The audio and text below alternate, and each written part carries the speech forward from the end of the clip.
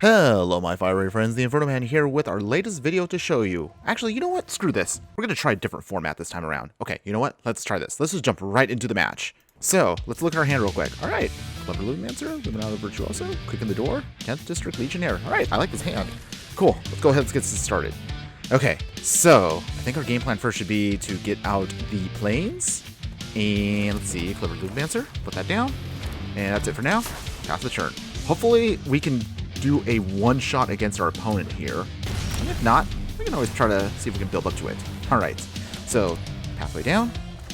We're going to feel a little greedy right now. Let's get that Virtuoso in there right now. No attacks, obviously, because the Master has 0 attack power. Opponent, what do you got? Island. Alright. Ooh, the foretelling. That means we got to move quick here. Can we pull this off right here and now? Let's see. Okay. Let's get the Guiding Voice on Virtuoso. Magecraft triggers, making our Luminancer now 2-3. Let's go ahead and throw away the second Virtuoso. And from there, that pumps up our other one. Let's pull out an Environmental Science. I don't think we're going to need that, but let's see. All right. Kick in the Door. Pumps up the Virtuoso again. All right, we're going to need another set of triggers going off. All right, we're getting there. We might just pull this off. All right, let's go ahead and throw away Environmental Science. Like, which dungeon do we want? I think the Lost Mine might be the best. Our opponent gave up. Let's back up. Okay, hold on. Pause for a second. Wait, do we have lethal there? Here, let me check real quick. All right, if I do the math real quick. Yeah, we had lethal. Oh, that's awesome. Okay. All right. Okay, let's actually jump into the deck tech real quick before I continue. Now, I know what some of you might be saying right now. Infernoman, you've already made this deck last year. Yes, I did actually. But that version of Boros Feather is slightly different from the Blitz version that we're playing right now. As you can see right here, we're just adjusting the budget from the initial version we made last year, and we're going to try to make it a different version of our budget this year. And here's why we're going to do it. So, a couple of the other cards you're going to be tweaking compared to the original version is instead you'll have a single copy of Lunar Frenzy, which helps you get First Strike and Trample on a creature. And again, it scales, so you can adjust it however you need to, and it still will trigger off even with Dreadhorde Arcanist, because technically its mana value is only 1. As far as other cards we're going to be tweaking, I realized we didn't do this last year from Strixhaven, but we're actually going to now try to tweak this specifically for Best of 1. However, we want to try to get still some card advantage. So we'll be utilizing a set of Guiding Voice so we can pull out some of our lessons from the sideboard. And then we're going to be tweaking a little bit of our protection. So we'll have 2 copies of God's Willing and 2 copies of Fight as 1. This is that way we can then pump up our Dreadhorde Arcanist, which is a non-human. And the human side, of course, will trigger off of any of our other creatures. As far as any other major changes to the deck, we'll have 1 copy of Homestead Courage. We'll have 3 copies of Kick in the Door. And again, I know it's a little tricky to play because it really depends on how your match is going right there on the battlefield, but you're going to want to adjust based upon whatever dungeon you want to go in. So be careful about which dungeon you pick. I usually would pick specifically the Lost Mine. It provides you the best value versus how many floors there are in that. But the number one reason I want to also address this deck one more time is because of the new card from Streets of New Capenna, Illuminator Virtuoso, which is a sweet budget and very powerful card if it's not addressed immediately. But rather than me constantly gush over the newest card from Streets of New Capenna, let's just jump to a match one more time real quick and another example to show you why I am so big on this card for Best of 1 in this deck. So updating it with it, let's go ahead and play. First off, we'll sacrifice our Cabaretti Courtyard so we can pull out a mountain. We'll place that onto the field, pass the turn, of course, to our opponent. So we're going to obviously get out the Virtuoso here on turn 2. And as we put down our planes, so throw out our creature, we basically have, as you can see right here, everything in our hand that we need to get this to win. Hopefully our opponent doesn't bounce anything just yet. I'm anticipating, of course, they're going to get something like a Brazen Borrower out, so I'm expecting that already. But we do have a God's Willing, so that should hopefully help us protect it. We just need to untap here, and we should be good to go.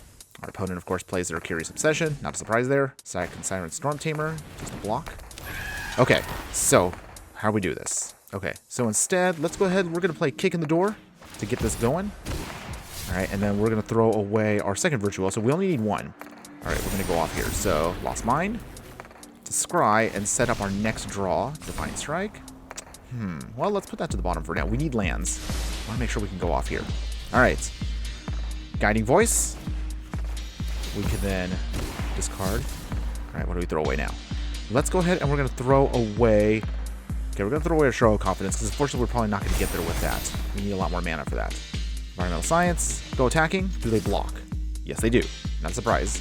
Because that otherwise would have been 10 damage to their face, which they're probably not ready for yet. Third Island.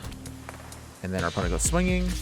They go down 17. They'll draw a card, of course. So they have their hand full of stuff, which I'm anticipating is just going to be painful. But not a big deal. Alright, we got another kick in the door, so we can go through our dungeons if we want to again. But first, let's go swinging and see if they try to do anything. Opponent, what do you try to do? Anything? Nope. They take the damage. Wow. Alright, that's even better for us. Okay, they're immediately down to 10, so we are already within lethal range for next turn. Our opponent, Boros and Borrow. They really didn't want to do that early? Okay, whatever. It's fine with me. Alright, so let's trigger off Connive. We'll protect it with God's Willing. Bounce it away with blue. Oh, okay, great. There's our land. Okay, now we're set up to win next turn.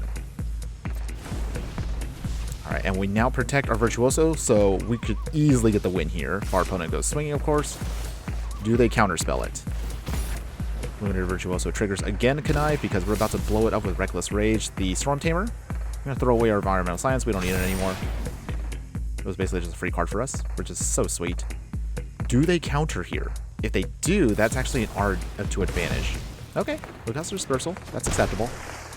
They'll draw again, which is annoying. We're hoping they don't bounce anything else. If they don't, we've got the win. Opponent? Aw, they do have the Brace of Aura. Poop.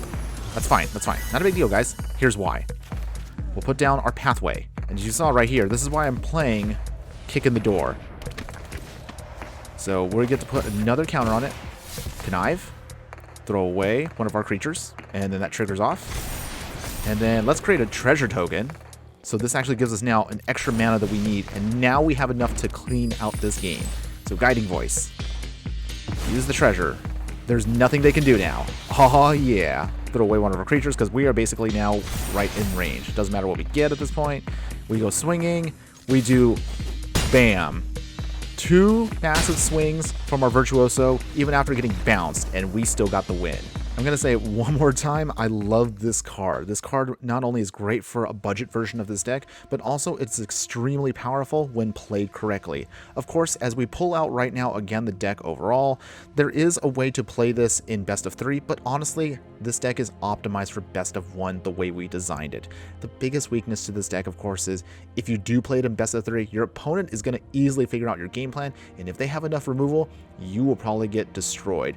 Same thing also, even in best of 1, there are just some other decks, because we're on a budget, that can outpace you even faster at the same amount of turns. For example, the Greasefang deck. That's probably going to be one of the fastest decks that'll destroy us and can outdo us by putting out more power and go wider than we can in the same amount of turns. But otherwise, if you are a fan of this deck, give it a try and I'm sure you will not be disappointed.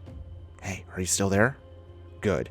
For those of you that still stuck around at the very end of the video, thanks again. You are my true fiery friends. And for that, I'm going to show you again my slight tweak to a fully upgraded version of the deck. But before we get into that, if you are a fan of this content and anything that I have on my channel, you know what to do. Please make sure to give a like on this video and subscribe to the channel so you can enjoy everything from those booster pack openings to deck techs, gameplay, and so much more. The upgrades are basically going to be focusing on, again, utilizing a feather package. So obviously we're going to get rid of the 10th District Legionnaire and instead put in a full set of Feather the Redeemed. If you did play my budget version last year, you technically should already have 3 copies, so you just need 1 more just to round it out. And then otherwise, we're going to change up some of the instants and sorceries. We'll then go down all the Guiding Voices until we only have 1, because realistically we're only trying to pull only 1 out, and if you're playing best of 1, you might not need all of them. Obviously, I highly recommend play the Kick in the Door for a couple reasons. 1, if you play your dungeons correctly, you can actually get even more value out of the card. 2, because this is the only one of our 1-drops that gives us not only a +1/+1 counter on a creature, but also gives it haste, which is actually pretty sweet to have. We're going to be adding in some Play with Fire to give us some burn and then help us go a little bit further out, which we didn't have from last year's version, and that scry ability is so nice to have. I didn't mention this earlier, but one of our finishers that we have in the main deck is a single copy of Show Confidence. This card can trigger off very quickly if then unchecked on something like, say, a Dreadheart Arcanist, and it just helps us go insanely well if we can reutilize it with the same thing, which would give us an even bigger combo of Pump.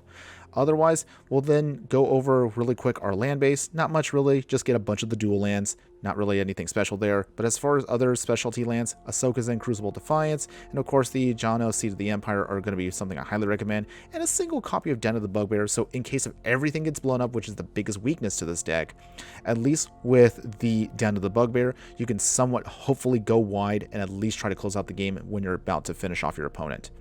You kind of notice I didn't really change anything in the sideboard here for best of 3, but again, this is honestly just a sample. Make sure to always adjust your sideboard based upon what's going on in the meta, and then of course for the main part of the sideboard in best of 1, we're only going to add in a copy of Illuminate History, and we're going to add in an Academic Probation. So basically this is a more or less, again, very matchup dependent.